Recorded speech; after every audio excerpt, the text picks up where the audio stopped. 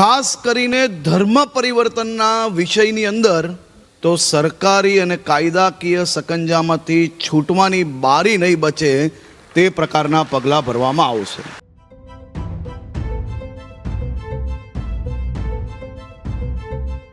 તાપી જિલ્લા ખાતે ચાલી રહેલી મોરારી બાપુની રામકથામાં ગૃહમંત્રી હર્ષ સંઘવીએ આજે હોળીના તહેવાર નિમિત્તે હાજરી આપીને બાપુના શીર્ષ આશીર્વાદ મેળવ્યા હતા। સાથે સમગ્ર તાપી જિલ્લાના લોકોને હોળીના તહેવારની શુભકામનાઓ પાઠવી હતી।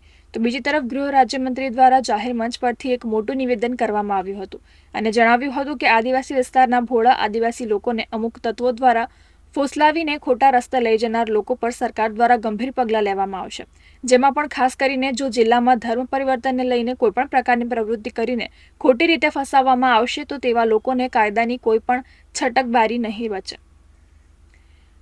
હોળીના તહેવાર નિમિત્તે ગૃહમંત્રી હર્ષ સંઘવી, રાજ્યમંત્રી મુકેશ પટેલ સહિત ભાજપ પ્રમુખ દ્વારા મોરારી બાપુને તિલક હોળી કરી હોળીના તહેવારની ઉજવણી કરવામાં આવી હતી। બીજી તરફ મોરારી બાપુ દ્વારા પણ એક નિવેદન આપવામાં આવ્યું હતું કે આદિવાસી વિસ્તારોમાં ફ્રી શિક્ષણને લઈને ધર્મ પરિવર્તનની પ્રવૃત્તિઓ કરવામાં આવી રહી છે, ત્યારે ઉદ્યોગપતિઓ દ્વારા આદિવાસી વિસ્તારમાં શાળાઓ સ્થાપવામાં આવે એવી અપીલ કરી હતી અને જે કોઈ વિસ્તારોમાં શાળાઓ શરૂ કરવામાં આવશે તેમાં મોરારી બાપુ દ્વારા 1 લાખ રૂપિયાનું દાન કરવામાં આવશે તેમ બાપુએ જણાવ્યું હતું।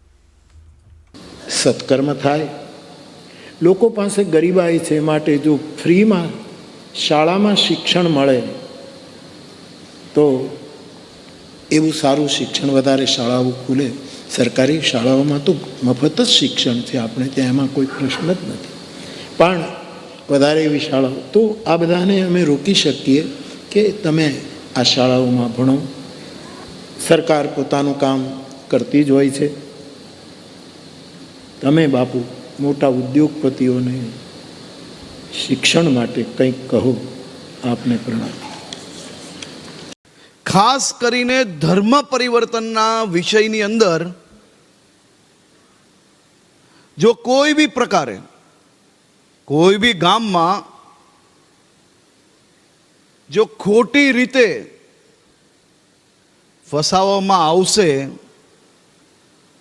તો સરકારી અને કાયદાકીય સકંજામાંથી છૂટવાની બારી નહીં બચે તે પ્રકારના પગલાં ભરવામાં આવશે।